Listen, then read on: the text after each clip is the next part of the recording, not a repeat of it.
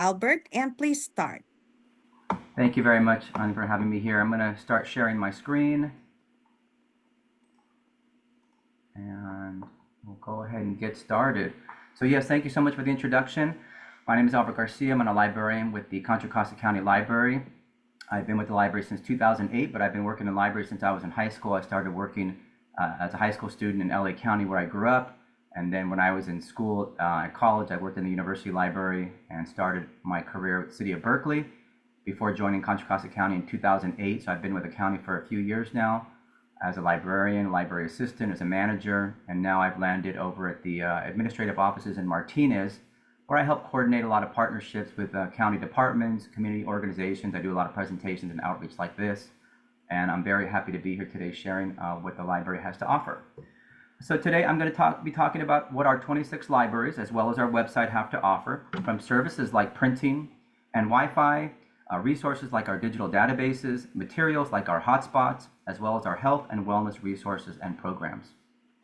The library is not just a great place to start, but it's a place to return to when looking for answers, resources, and information, or just a place to sit and relax. I've loved working in libraries all these years, mainly because I have the opportunity to help people every day. I work with a great community, a great team of dedicated people, and I believe I'm making a difference in my community every day. I also believe today's libraries are creating a better tomorrow. We act as an equalizer in a society where inequality exists, and we do that by providing resources and materials, services, programming, and a safe place for absolutely everyone. We're moving these days from a place that is quiet and only a place that we check out books and magazines, and we're moving towards being a location that's a place for communities to collaborate, a place to find answers, a place to discuss, on a place to start on the greatest adventure under the sun, which is really your adventure. So be sure to check out the library when you're looking for all of those things, including information and resources. So let's talk a little bit about what libraries used to offer. Libraries, I think when we think of libraries in the past, we thought about these shelves of books, dusty books, those sticks of magazine, or the newspapers sticks that we used to have. 25 years ago when I worked at the city of Berkeley, I was the person who put those newspapers on those sticks, so I remember those. But we're no longer a location just for books and magazines. We're no longer a location where it's just supposed to be quiet. We are really moving to utilize our space. And it really is a misconception that we're just books and magazines in a quiet place. I do a lot of outreach. I was at Los Medanos College a couple weeks ago trying to recruit students to become librarians. And that's what I told them. A big misconception is what the libraries used to be versus what they really are today and what we can offer. So let's talk about what today's libraries are offering. We really are looking at our space. We offer spaces to sit and read, to sit and talk. We've really cleared out a lot of space for computers. We have a lot of, each library has free public computers for everybody. You can print 10 black and white pages for free every day. And so we've got free Wi-Fi. And then we have big community rooms for programming. So things from story times to yoga and meditation sessions, all things in between. So our libraries really are utilizing our space for meetings, using them for our computers, a safe space just to be, and a programming space to connect people to important resources. In addition to our space, we still all are about information. So we are offering information in a number of ways. And of course, the main way these days from our website is our databases. And so we have a number of resources that are available from our website, including Libby, which is our app that you can download ebooks and audiobooks. We have such a great collection of those. They're so much fun to listen to when you're in the car. I've got books for my kids and books for me, so you can flip between books that you have. Libby's a great resource. And I mentioned those newspapers before. We don't have those newspapers on the sticks anymore, but we do have access to information on and newspapers and magazines through apps like the East Bay Times. You can access New York Times. There's a number, mainly most of the circulations around the country will be available through one of these databases. And one of my favorites is Canopy. Canopy with a K. It's a lot like Hulu and Netflix. You can stream shows, movies, documentaries, and you have 24 free views a month. But it also has the great courses, which are professors lecturing on their areas of expertise, and those are unlimited. You can watch an unlimited amount of great courses through Canopy. So that's something that you can do for free through our website.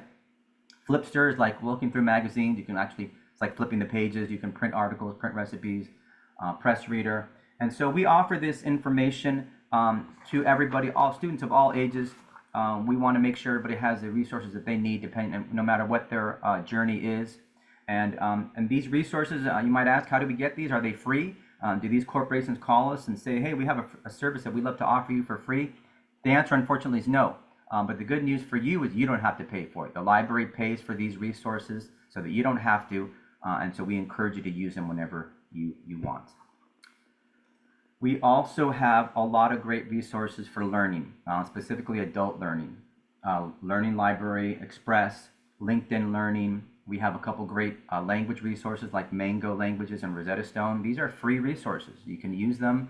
These are hundreds and hundreds of dollars worth of resources that you're able to use for free with your library card. And these are things that you can use from home. You don't have to go into the library to use these. You can use these from home.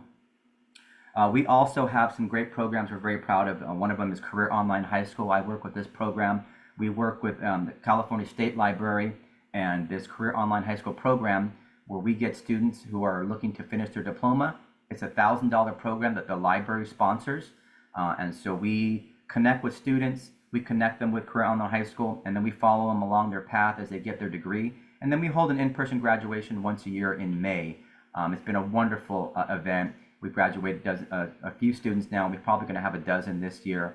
We offer them caps and gowns. We have food and drinks and cake afterwards. We have members of the community to be there to hand out diplomas and certificates. It's a really wonderful resource and a great event for our families, the families and friends of our students. So we're really proud of that program. We also have a lot of resources, technology-based resources for you in the library. I mentioned our public computers. So if you go into the library, you can use our public computers that are there. Or if you have your own device, you connect to Wi-Fi for free. You can connect your phone, tablet, or laptop. Like I mentioned before, you can copy, print from the computers. We also have copy machines. And some locations actually have laptop kiosks. So you can check out a laptop and use it in the library. You can't take it home with you, but you can use it in the library. So if you want to utilize, say, a study room, you can take that into the study room. If you have to have a Zoom session or you need to talk, you can use it that way. And the libraries that have these kiosks are Antioch, Brentwood, Concord, El Cerrito, El Sobrante, Oakley, Orinda, Pleasant Hill, San Pablo, San Ramon, and Ignacio Valley. But all locations have free Wi-Fi. And we also offer hotspots to check out. I'll talk a little bit more about this later, but I actually have one I use all the time because I do quite a bit of outreach, but it's a T-Mobile hotspot. So wherever T-Mobile has a connection, you will have connection. You can attach up to 10 devices. It has a battery, so you can charge it and take it with you.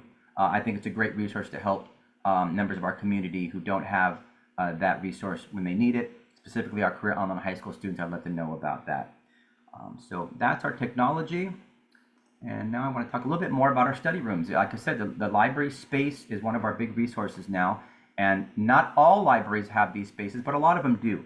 From small study rooms where you can go in and sit on your own, or 2 or 3 people, to bigger rooms where you might have a larger session, to big program spaces where you can have even bigger events. Each library has its own set of rules for this, specifically because each library is owned by either a different city or a county. And so if you're interested in those accessing that space, I recommend reaching out to the individual library you're interested in and finding out about how to access and use those study rooms and community spaces.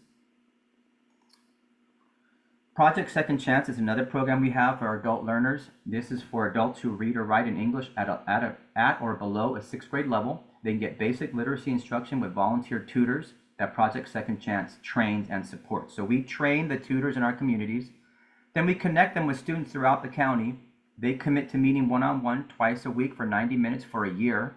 And at the end of the year, they actually put out a publication of writings from the students. So another really great program that we have, volunteer-based, that's been very successful in helping adults improve their reading and writing. Well, let's get on to health and wellness. We have a lot of information for our communities based on health and wellness. This QR code will actually take you to a page I'm going to show you in just a minute. But we have a library wellness team. The Contra Costa County Health Services, in partnership with Contra Costa County Library System, are here to support library staff and patrons alike. Currently, the library wellness team consists of a community support worker and mental health clinician. They assist individuals in various areas that library staff may not be able to. They offer education about Contra Costa County's mental health and community support services. And they do this through lived experience, education, and a passion to help and serve our communities to enhance wellness. They offer a supportive ear and bring a new addition to the library system via connections and partnerships. And you can find these wellness teams at these locations: the Concord Library, Mondays and Tuesdays, San Pablo, Wednesday and Thursday, and the Antioch Library on Friday.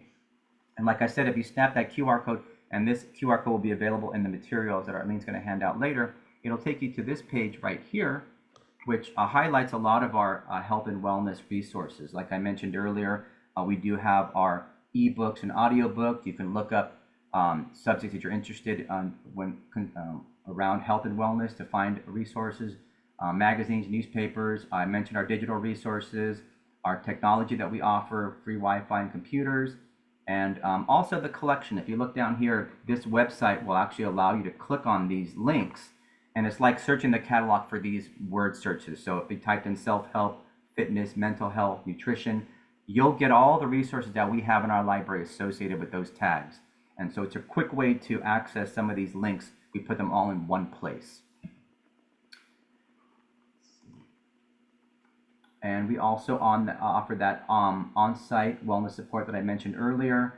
Family navigators from the Employment and Human Services Department at these locations. They can help you access vital services, including the rental assistance, healthcare, EBT, and CalFresh, and a number of other resources. So all of this is available on our website at that page, and you can follow these links to look for more information. In addition to those resources that we have through the website, we offer programming. We have gentle yoga and meditation, Healthy Tuesdays at the library. So if you're interested, if you live close to a specific library, I recommend getting onto the website and finding out what they have to offer. Not every library offers these programs, but many do. Some are virtual, so you can join virtually, but some of them might be at a library close by. And I'm going to show you how to find those resources on our website. If you look at our website, in the top left corner, you will see the link for events, and that will give you the pop-down menu for upcoming events. Once you click on upcoming events, you'll have an option to choose from different kinds of programs. You can choose a location over here if you're close to Antioch or Clayton or Crockett, or if you're looking specifically for online events, you can select that.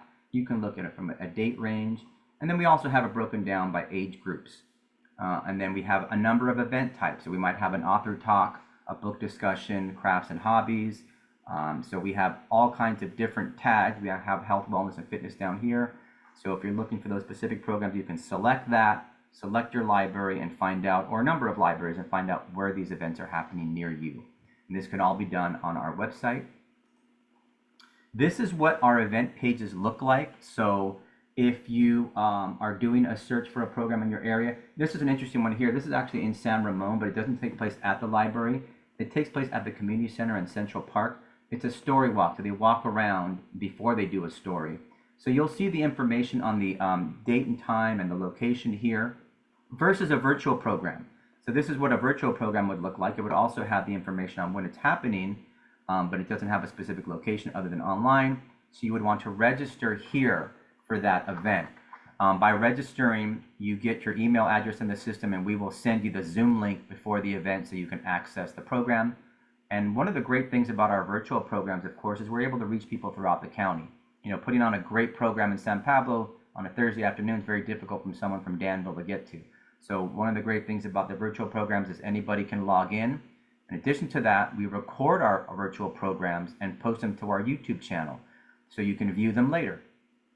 This event here I want to talk about right here is something I'm actually working on right now. One of the things that I do is our annual Read Contra Costa event, and this year we partnered with Los Medanos College and the Richmond Public Library to bring in Percival Everett, the author of James, which just won the Pulitzer and the National Book Award for Fiction. So we've been working about 10 months to get him to come, and he's going to be here this Saturday at the Los Medanos College Student Union in person. If you can't make the in-person event, please sign up for the virtual event, the webinar. It should be a really great program. And again, you'll get that link and you'll get the access to the recording afterwards. But we're really excited about that program. But as you can see, that's how you read up on our program. This is a program taking place at a library or a community center, and this is what it looks like when it's a virtual program. We also have pages dedicated for different age groups. We have, in fact, there's a lot of different things that we have here. We have a lot of links I encourage you to check out: our ebooks and audiobooks, our movies, our newspapers and magazines, our different community languages. Different libraries around the system have collections of different languages, Russian, Vietnamese, Spanish, and so you can see where those are. Reading recommendations, library of things, celebrate diversity, our EDI page. But I want to concentrate next on our kids and teens. So if you select kids, it will take you to a page dedicated to our youth. And that means we're going to have different events that are happening. We have free student meals at a lot of our locations. Kindergarten Countdown is a big program we do every year. And then we have a lot of programs happening throughout our system, and they will be linked here because these are kids events. This is another program I'm working with. It's the Oaktown Jazz. We're working with them right now to do a series of story times all around the county. We've probably done about 8 of them this year. But they team up with the librarian who picks a couple books based on music. So they do a couple books. The kids get to touch the instruments, and then they get to see a really cool jazz concert. So this is a page I recommend to look if you have students or kids and you're interested in finding a resource in the library for them. Check out that kids page. And we also have one for teens. Same kind of idea. We'll have programming ideas for teens around the county. And as you can see here, we also highlight our digital resources. We have some really wonderful resources for students, including the Explora down here. These are online encyclopedias. We have them for elementary, middle school, and high school and beyond. 3 different formats of Explora. But they're great because, as students are just learning to read research, of course, they're hitting Google a lot, and of course we know what that leads to. So these are other resources for them. They're cited resources. They show them how to do citations, and they do it at different levels, like I said, elementary, middle school, and high school. So again, great resources for our communities, for our students. Help Now down here, live tutors that will help you with your homework problems, as well as resume building. They have resume templates. You can add all your information, submit it. Someone will look at it and give you feedback. A really great resource, again, absolutely free to the public. We also have other things in our collection. So as libraries have grown beyond books and magazines, we've added different resources we feel our communities will benefit from. And we created a new collection called the Library of Things. So if you click on the Library of Things, you'll see a number of items, including the C Pen, which is a pen that you can check out at a library. You can run it right across the text of a book, and it will translate it for you. That's a thing you can check out and take that home. We have an energy efficiency toolkit that's got a number of little items to help you make sure your house is energy efficient, from an infrared thermometer to a thermometer for your refrigerator, something you can plug into your wall and make sure everything's working properly. Our Outdoor Explorer backpacks, those are great because they have a East Bay Regional Park pass inside that allows you to inside parks and parking that charge for free, as well as binoculars and field guides. And so this is a backpack that you can check out and take it with you for 3 weeks, go on an adventure. Our Stories to Go kit, another really great resource. It's like having a story time at home. You get a number of books inside, some activities, a couple of stuffies, some songs to sing. And so you can collect those. They come in bags. You can take a few of them home and have story times at home. We also have a ukulele kit. This came out of a grant we had years ago. We had a number of ukuleles and we were teaching classes, but now we just have the ukuleles. You can actually check them out. They have sheet music, a tuner, and you can learn how to play the ukulele. We also have what's called a Raspberry Pi computer system. This is a coding computer that we created. So it has a tablet, a computer that's actually in the keyboard, and a mouse, and we added a coding kit so you can put in a little LED lights and use Scratch 3 to code all the programs. And so that's a great resource that we're very proud of, Raspberry Pi kits. We also have the Wi-Fi hotspots I mentioned earlier, and some of our locations have seed libraries. So the locations where you can go and take seeds and trade, get seeds. They're all native seeds, so they're going to be good for our environment. Check our website out for the local seed libraries and our California State Park passes. You can get a free state park pass, just like the East Bay Regional Park passes, and go to any state library for free. So look onto our website for the California State Park passes, as well as our STEAM kits. These are great STEAM kits for kids and adults. They have all kinds of different topics in them, but you can take them home and work together on those projects. The last thing I want to let you know is how you can contact us. On our website, at the very bottom of our page, we have a contact us button. And if you select that, you'll see there's a number of ways to reach us, from chat, text, email. You can call us. If you have a program ID, you can mention that in our program proposal. But that's where you can reach the library. That's all I have. So I want to say thank you for having me here. I'm happy to take some questions. And here I have my contact information here. That's my email address, albert.garcia@library.cccounty.us, as well as my phone number. I'm happy to field any kinds of questions about the library system anytime, so feel free to reach out. And I'm going to stop sharing to see if we have some questions in the chats. Albert, I have a quick question for you. Sure. Do you do you have anything right now which is like paintings that we can borrow and return? You mean like artwork? Yeah, yes. Yeah, because before I remember that there were some libraries who did that. You can, swap paintings in case, you get bored, you put it on your house, and then if you're done with it, then you borrow another set of paintings. I don't think we have that, unless a specific library has it, but it's not part of our collection. It's just something that they do. But I don't know of anything like that. Yes, Okay. someone has something in the note. Yes, we have things like puzzles to borrow. That's true. Yeah, we have things like that. So every little library is a little bit different, sometimes when with what they can offer. There's a question, Albert. Can non-Contra Costa County residents get a library card here? Great question, and yes, you just have to be a resident of California to get a Contra Costa County library card. And this is the case for most public libraries. So what I do is I encourage people to get as many public libraries as you can get. You go to San Francisco, Oakland, Berkeley, whatever you can, because we all have different collections of the Libby downloadable materials. So you might be really wanting to listen to a book, and we might not have it for download, but Berkeley will. And on the Libby app, it's great because you can switch between your library card accounts. You're not just tied to Contra Costa County. You can switch to Berkeley, San Francisco, or Oakland. So yes, you can get a Contra Costa County library card if you don't live in the county.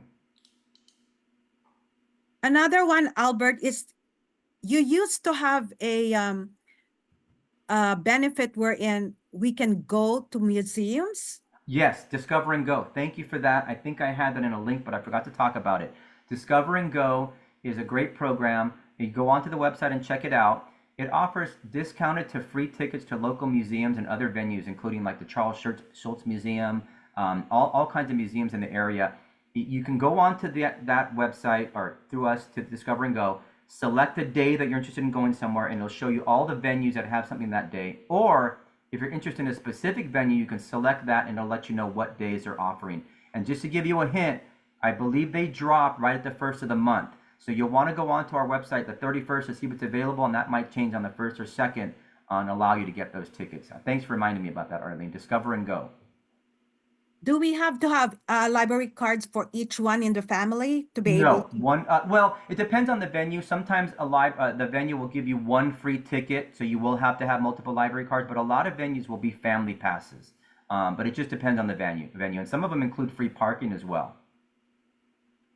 Oh, wow. Thank you. Yes, you're welcome. I'm looking here to see if I see any more questions.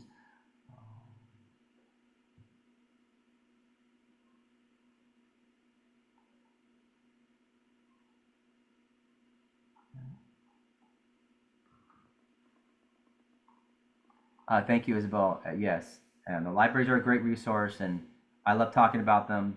And I think we have a lot to offer. And like I said, I really think we're trying to make this a world a better place, and we're doing it a little bit at a time. But I will say that the number one resource that we have is our library staff. You've got a dedicated team of people who really sit around all day long and ask, what does our community need, and how can we get it to them? And that's part of my job sitting at admin now, is giving them support out on the front lines. They're really doing a wonderful job. Number one resource we have in our library is our library staff. Now, what are the requirements for children to get their own library card? Okay, so really what we say is they have to be able to write their own name. If they can write their own name, then you go in, the child goes in with their adult. The adult will have to provide proof of the address for the technical part of it. But as long as they can write their name on the card, they can get a card. Albert, do you still have that feature on your website wherein if we have a quick question, it's kind of like a real live person chatting with you, and we can Yes, ask any question. that's right. At the bottom of our website under Contact Us, one of the options on how to reach us is the chat.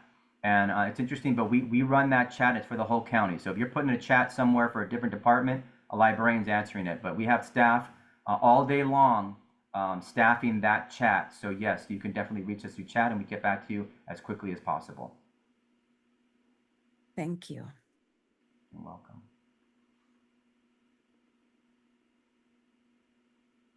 Yeah, no, we are a big department. Thank you, Isabel. We got 26 libraries, and yeah, we do our best to make sure we're connecting our communities to everything that they need.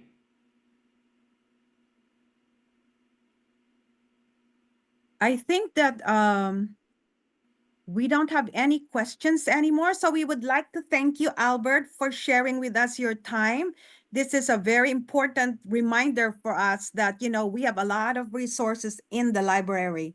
Oh, we have one last question. Do you also accept book donations? Yes, we do. I recommend reaching out to your local library. The way that works is all libraries have what's called a friends or a foundation group.